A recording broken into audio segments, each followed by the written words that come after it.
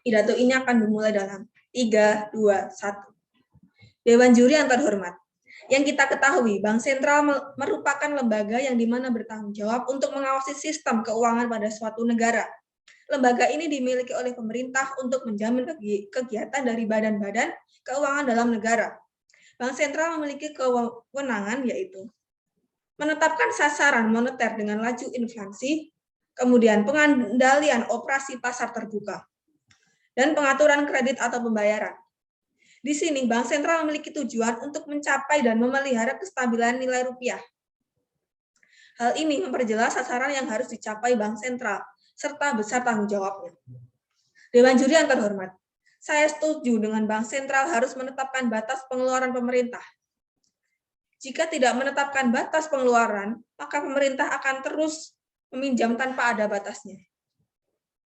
Dapat kita lihat, banyak sekali pembangunan infrastruktur di berbagai daerah, sehingga pengeluaran terus mengalir dan tidak akan ada habisnya. Jika ini tidak dibatasi, akan terjadi inflasi yang membengkak, mengakibatkan terlilit hutang yang menumpuk.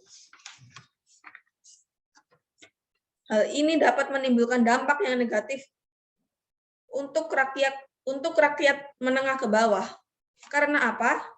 Mereka menderita di atas hutang pemerintah yang terus membangun infrastruktur tanpa ada hentinya. Indonesia sudah terkenal dengan rakyatnya yang mati kelaparan dan korupsi oleh pemerintah. Di sini ditegaskan lagi, Bank Sentral harus tegas dalam membuat kebijakan pembatasan pengeluaran pemerintah. Jika ini terjadi terus-menerus, akan terjadi korupsi, inflasi yang parah, masyarakat dituntut membayar pajak, dan jika tidak dilakukan, maka masyarakat tidak mendapatkan fasilitas yang ada atau fasilitas yang layak. Dewan Juri yang terhormat, di sini ditekankan lagi rakyat menghutang di bank ada batasannya. Jika belum lunas, belum boleh meminjam lagi. Apakah pemerintah tidak merasa malu dengan rakyat menengah ke bawah? Dan di mana letak keadilan untuk rakyat? Jika Bank Sentral tidak menetapkan batas pengeluaran pemerintah. Hal ini pemerintah bisa saja melakukan korupsi dengan mengatasnamakan pembangunan untuk kepentingannya sendiri dan mempersulit keuangan untuk rakyat menengah ke bawah. Saya tegaskan lagi, Bank Sentral harus menetapkan batas pengeluaran pemerintah dengan tujuan memelihara kestabilan pengeluaran dari tingkat inflasi yang rendah dan stabil. Bank Sentral harus tegas dalam mengambil keputusan jika pemerintah meminjam uang dalam jangka waktu yang banyak dan tidak dapat dikembalikan dengan waktu itu juga. Karena kita harus memperhatikan bahwa rakyat biasa, rakyat jelata, rakyat menengah ke bawah, itu juga memerlukan uang untuk kebutuhan sehari-hari. Mereka saja meminjam di bank, harus menuntaskan step by step, kemudian baru bisa meminjam lagi. Dan pemerintah kalau tidak ada batasan, maka akan terus meminjam tanpa ada rasa bersalah atau rasa tanggung jawabnya itu di mana, seperti itu. Dan berdampak kepada korupsi yang di mana pemerintah mengatasnamakan rakyat untuk meminjam uang tersebut, padahal untuk kepentingannya pribadi sendiri. Korupsi ini berdampak pada negara dan pada diri pemerintah sendiri. Dan Indonesia sangat terkenal dengan kasus korupsi, dan ditegaskan lagi Bank Sentral harus lebih tegas dalam mengambil kebijakan untuk membatasi pemerintah dalam pengeluarannya. Jadi misal tahun 2021 sebanyak 1 miliar, maka yang harus dibayarkan juga 1 miliar.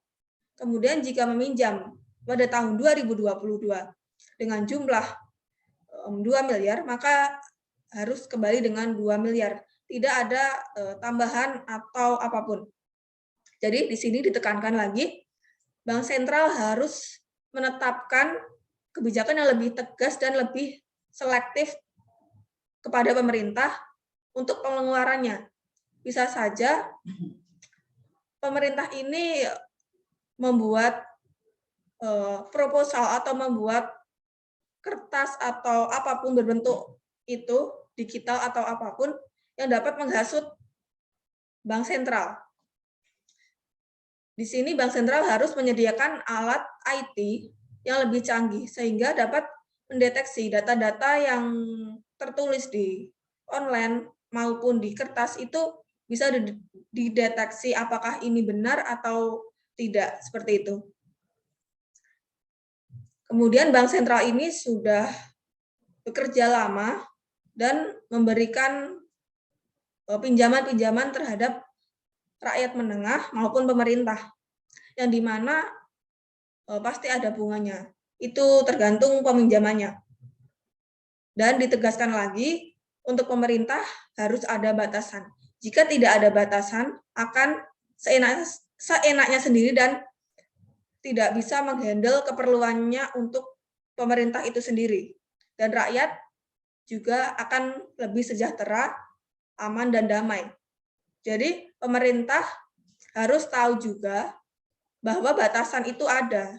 Tidak hanya rakyat saja, tetapi pemerintah harus dibatasi juga, seperti itu. Dan Bank Sentral harus lebih tegas-tegas lagi kepada pemerintah, tidak ada pandang bulu siapapun pemerintah itu, kalau ada pengeluaran tetap harus dibatasi dan diseleksi apakah itu benar untuk infrastruktur atau untuk dirinya sendiri. Sekian, terima kasih.